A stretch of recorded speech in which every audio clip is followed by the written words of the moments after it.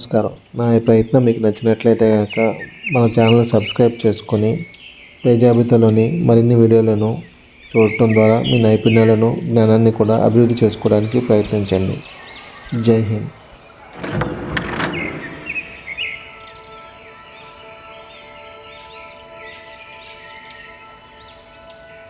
Please like, share and subscribe for more videos.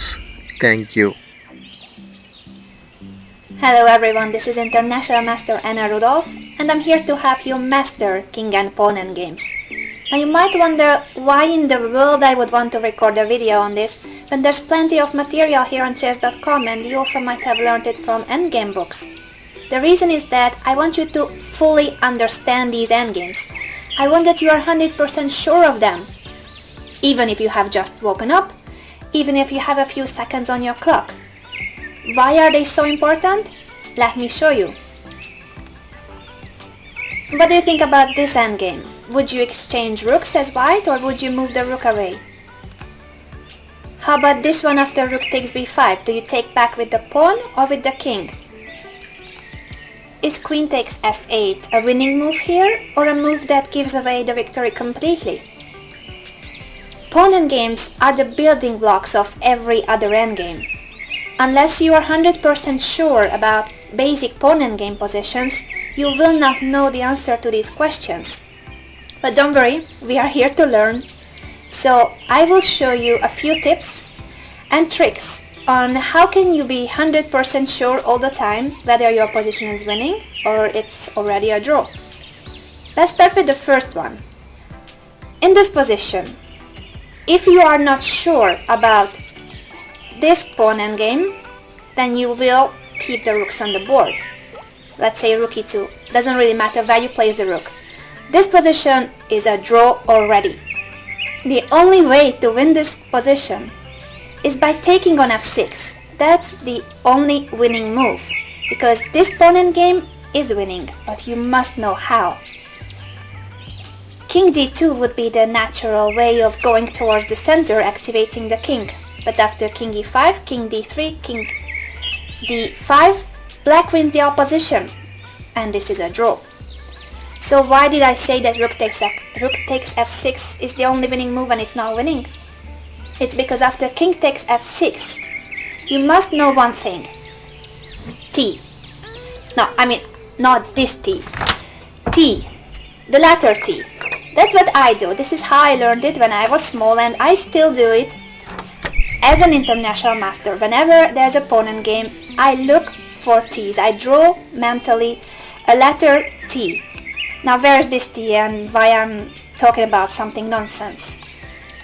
This is a T here. If you imagine the pawn, and it's the top part of the T. But we only care about the top part of the T. So you just draw a T in the distance of a knight jump. Those three squares are the key squares for your king. If your king manages to get there, the white king manages to get to one of these three squares and not blunder your pawn at the same time, it means that you will promote your pawn no matter what. So you see these three squares and you realize that, oh cool, I would love to go to d5, but that takes several moves. It takes 4 moves. What about the b5 square? Hey, that also takes 4 moves.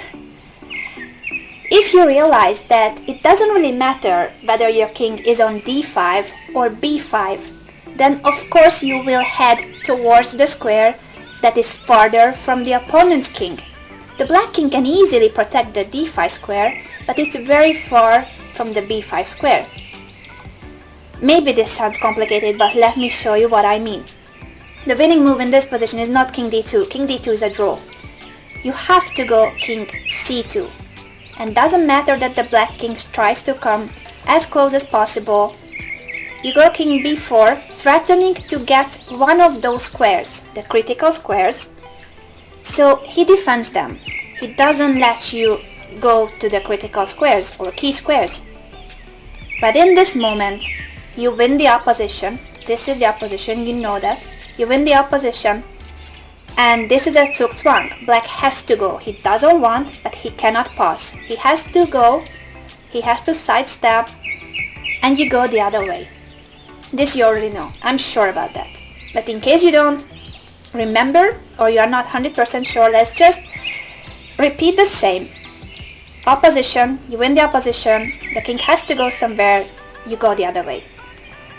What if the black king comes to b6? Well, then you start pushing your pawn, but the king is always first. The king in front and then the pawn, never the other way around. And the position you want to reach is the king on the 6th and pawn on the 5th on the same file as Danny said. So remember, king on the 6th, pawn on the 5th. Check all the videos by Danny, you will know what I mean. But here, once again, the only winning move was rook takes f6. If you keep the rooks on the board, this rook endgame is a draw. But rook takes f6, king takes f6, and knowing that you should aim for the t, not this t but the latter t, so you go king c2 and you head towards t squares. This is the t, remember it. I'm trying to draw it with the arrows too. The top part of the t is what you care about. It's always at the distance of a knight jump. Let's see the next position, this one. What do you think about this endgame? Is it winning? Yes, of course it is winning, because where is the t? Well, it's here. Those are the critical squares. So you want your king to be there.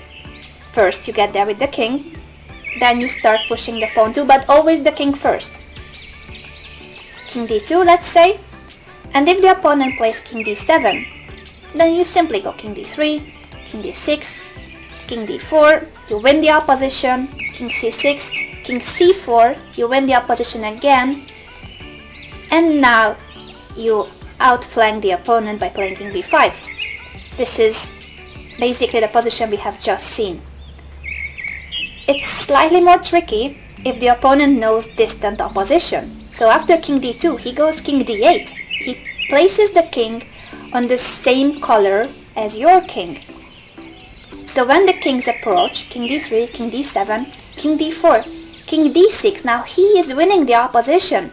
King c4, king c6, he has won it, he is not going away. You move the king, king b4, and he just follows you all the way. He follows you all the time.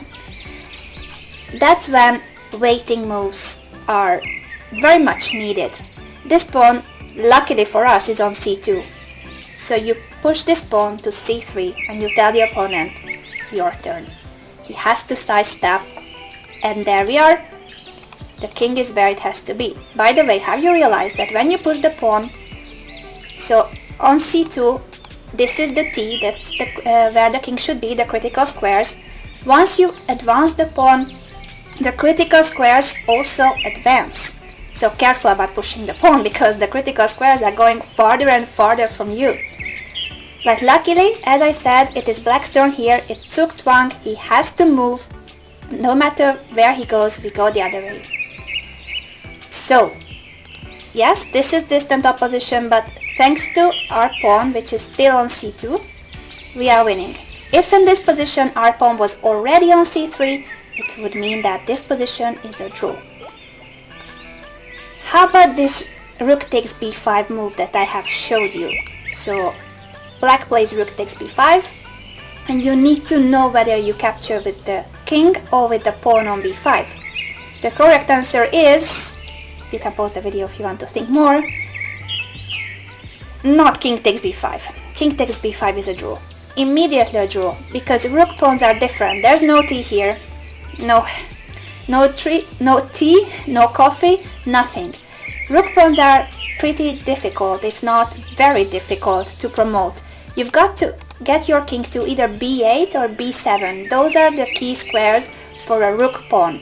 So if the white king is on b7 or b8, and you don't blunder your pawn at the same time, then you are winning.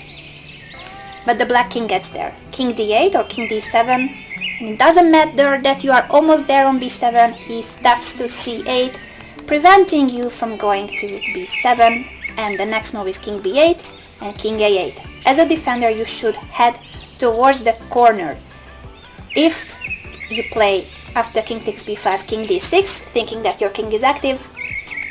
Bad luck, after king b6, black is lost. White will get the king to b7 and push the pawn. So be very careful about these things. After rook takes b5, the only move that wins is a takes b5. And now you might wonder, why would this be winning? We have learned that the king should go first, aid the pawn, pave the path for the pawn, and then the pawn will be advancing. Now the pawn is first and the king is behind. Doesn't matter, because where are the critical squares for this pawn? Well, you know the t, right? This is the t. Good news for you. When the pawn passes the halfway mark, so it's already on the 5th rank, it means that it has double number of critical squares. I don't know why I cannot color it. Yeah, there it is. So instead of having 3 critical squares, suddenly it has 6. Not only the t, which is here, but also the squares that are in between the pawn and the t. Yeah, this might sound crazy, but it's very helpful to draw these squares. So you know that once your pawn has passed the halfway mark, if you are white, it's on the 5th or 6th rank, or if you are black, then it's on the 4th or 3rd, of course. So the white king should go to one of these squares. It doesn't matter which one, any of these squares. If the white king is there on any of these 6 squares, you're winning. Let's see if I'm correct. The black king tries to come closer. He goes king d7, you play king a5. Of course king a5 and not king c5. Always head for the critical squares that are farther from your opponent's king. If king c5, after king c7, this is a draw. So, no, you go towards the a6 square. And that's a critical square, remember, there are 6. And you're almost there, and black cannot prevent that you go there, so this is a winning position. King c7, king a6, king b8, and there you are, king on the 6th, pawn on the 5th, on the same file. That's winning. And this position, well, it doesn't matter what black does, right? We promote. What about the very same position, but with white to move? Imagine that we get this position, and you know that it's winning because this pawn, where are the critical squares? Well, here the t plus 3 more, because it's just so cool to have the double amount of critical squares once your pawn passes the halfway mark. So there you are, you know that this is winning, but it's white to move. How do you progress? Well, if you go king c6, that's not the best. Because the opponent will respond with king a7, and now the cool move would be king c7, right? And then you push. But careful. Careful about stalemate. Sometimes it might happen. The king in the corner, you push, you're happy, you almost have a queen, and this is a draw. Black has no moves. It's also the same if after king c6, king a7, you give a check. Because king a8 makes a draw. You either give stalemate with king c7, or you have to go somewhere back with the king. This is a draw. Or after b6, king a8, you give a check. And this is also a draw. So it doesn't really matter what you do, you have spoiled it already. So careful about this position when there is a stalemate option, especially when the black king is in the corner. It does matter where you go. So instead of all this, let's go back to the starting position. You go king a6. And if the opponent responds with king a8, then b6, king b8, b7. He has to go to c7, and you are winning. So after king a6, basically, he can't do anything. If king c7, king a7. He has plenty of squares to move to, there's no stalemate in this position. So just make sure that you're always careful, even if you know that this is winning, because you know that you are in one of the critical squares with your king. Just make sure that you don't stalemate your opponent right before promoting to a queen.